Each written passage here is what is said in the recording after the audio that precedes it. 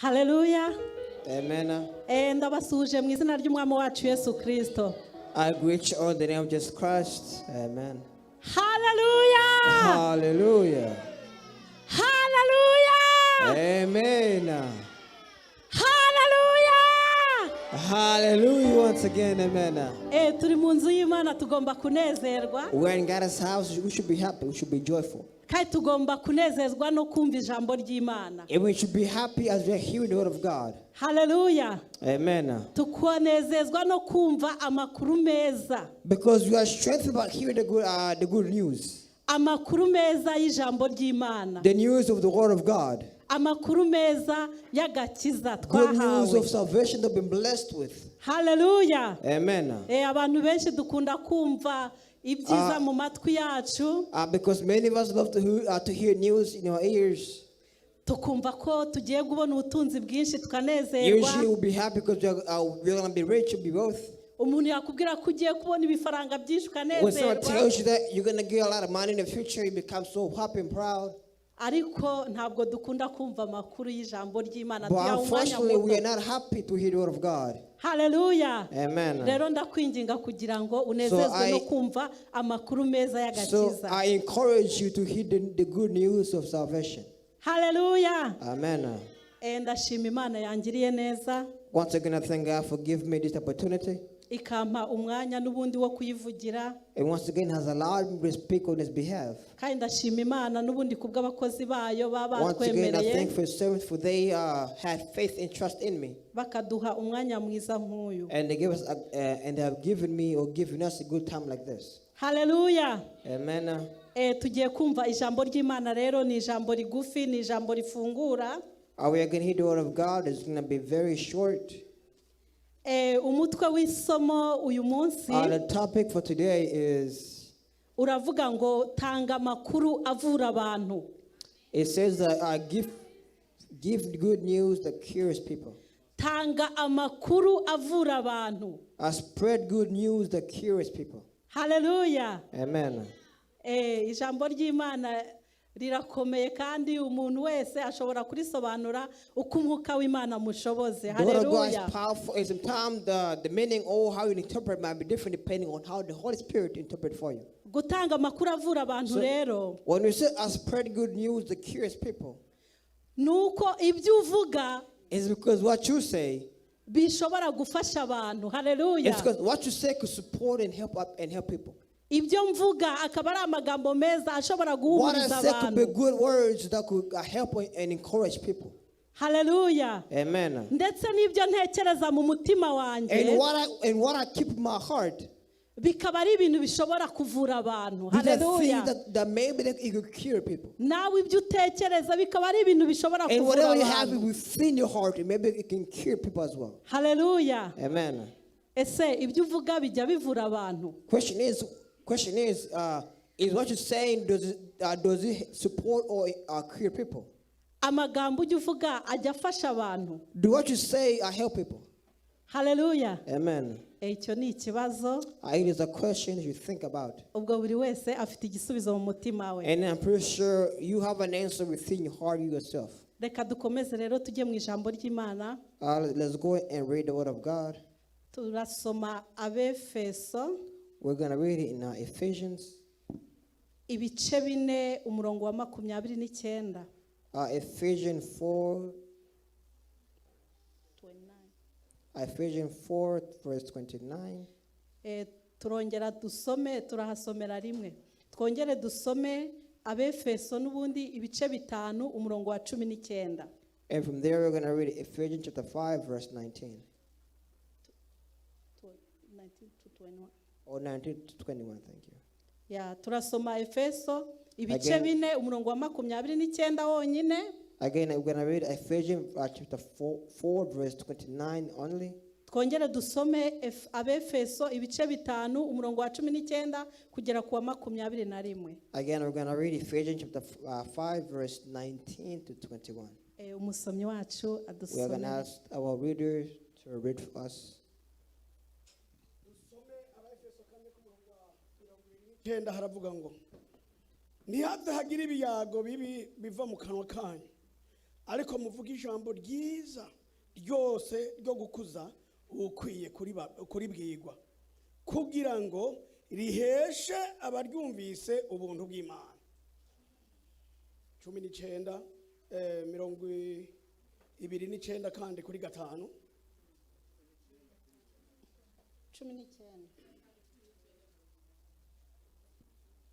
5 kuri 19 kuko ata muntu yigeze kwanga umubiri wiwe. Oya. Naho 5:19 mubwirane zaburi n'indirimbo n'amatazirano y'ivyankwemu muririmba mucurangira umwami wacu mu mitima yanyu. 20 Imana data wa twese muyishimire byose imisi yose mu izina ry'umwami wacu Yesu Kristo mugamburukiranire kuko mwubashe Kristo. Hallelujah. Amen. Reka badusomere mu Cyongereza. Let's give it in English again. We're going to go with Ephesians chapter 4, verse 29. Do not let any unwholesome talk come out of your mouth, but only what is helpful for building others according to their needs, that it may benefit those who listen. Ephesians chapter 5, verse 19 to 21. Speak to one another with psalms, hymns, and songs from the Spirit. Sing and make music from your heart to the Lord. Always give thanks to God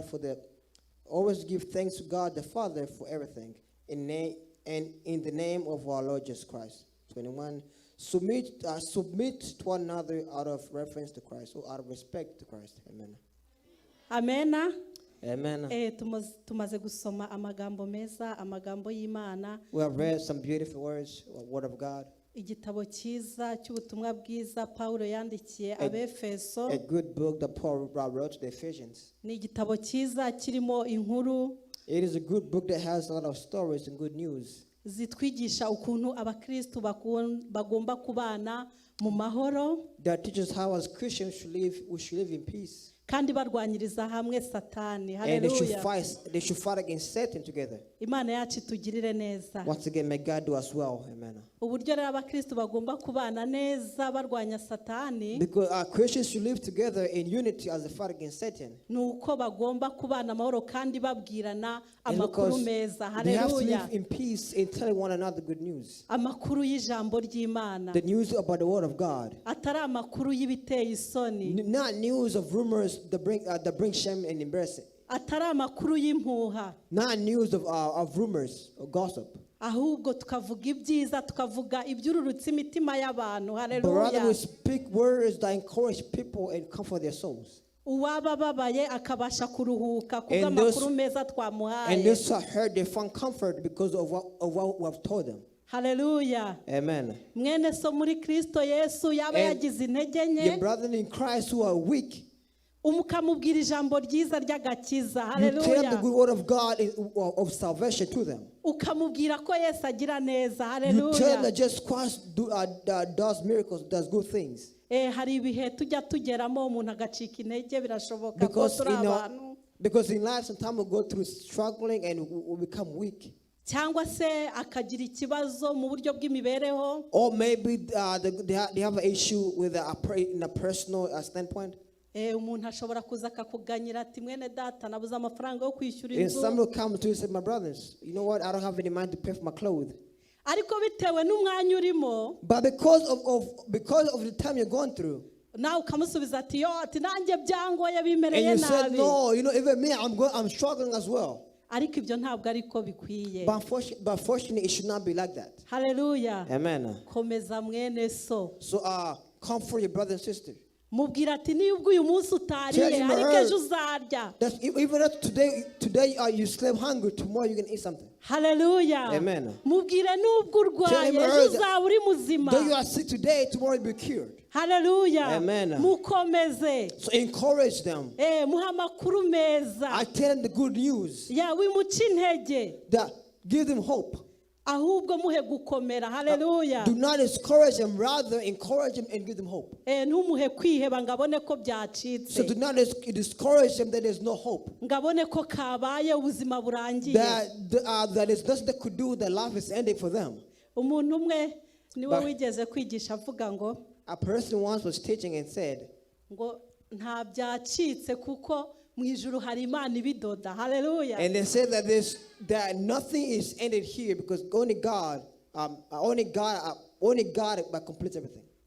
Kubwira ijambo ry'Imana rero riri mu Efeso ibice 4. In that word of God that is Ephesians chapter 4.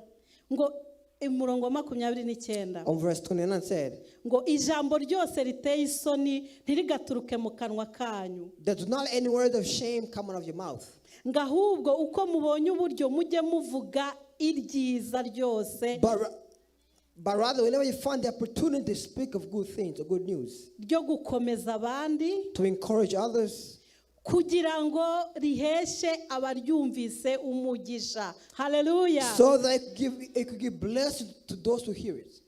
Bene data bwira mugenzi wawe ijambo rishobora kumuhesha umugisha. Hallelujah. Words that could give them blessings. Kandi rikamukomeza. And that could encourage them as well. Hano mu Efeso n'ubundi bice 5 umurongo wa 19. And again here in Ephesians verse 5 verse 19. Hari amagambo meza there's some good y'umukristo for a Christian who had a vision. Ngo mubwirane zaburi n'indirimbo n'ibihimbano by'umwuka. That tell another about the songs and hymns. Hallelujah. Amen. Mubwirane zaburi n'ibihimbano by'umwuka. That speak of psalms, hymns and songs. Ngo muririmba mucurangira umwami wacu mu mitima yanyu. As you sing and make music in your heart for our God.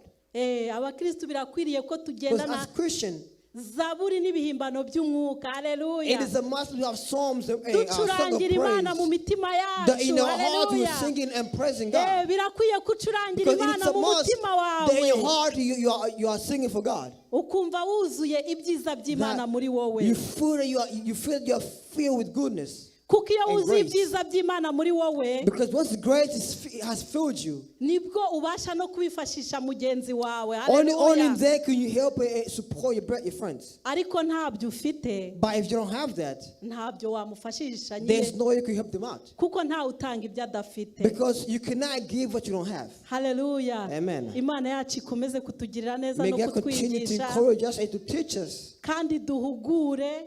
And also open our mindsets. Tubashe gutanga amakuru meza. So we can continue spreading good news. Amakuru avura abantu. News that cures people. Hallelujah. Amen. Ryari jambo rifungura. This was like an opening. Kandi ndizera ko umuntu wese abashije kuryumva neza. In have faith that you have heard his words.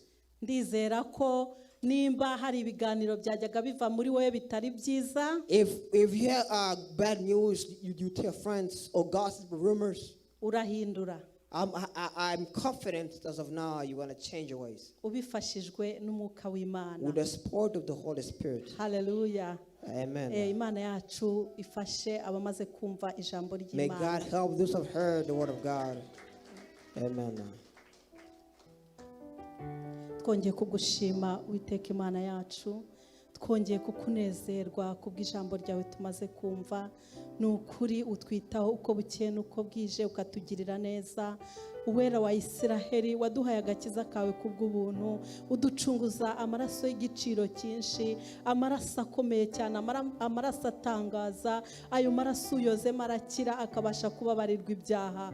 Mana rero muri aka kanya keza tumaze kumva ijambo ryawe, ijambo rikomeye, ijambo rivuga ko tugomba kuvuga ibyiza, tugomba kuvuga ibyururutse imitima y'abantu, ibivuga ko Yesu akiza kandi Yesu kakora. Rero uko yari kerana n'uyu munsi kandi ni kari, turagusabye rero ngo urizirike ku nkingi z'imitima yacu, tujye duhora twibwira ibyawe ku manywa na nijoro, tugendane nawe, tuvuga ibyo ushaka, dutekereze ibyo ushaka, kandi tubashe gufashisha bagenzi bacu n'ukuri ibyo ushaka ndetse n'ibyo ushima. Urakoze data wese wa twese uri mu ijuru, kumaze kutwumva kandi kugiye kutugirira neza, kandi ko hari aho dukuye hari naho tugiye kutugeza kubw'ijambo ryawe rimaze gutambuka. Urakoze mbisabye nizeye izina ry'Umwana ukunda Yesu Kristo.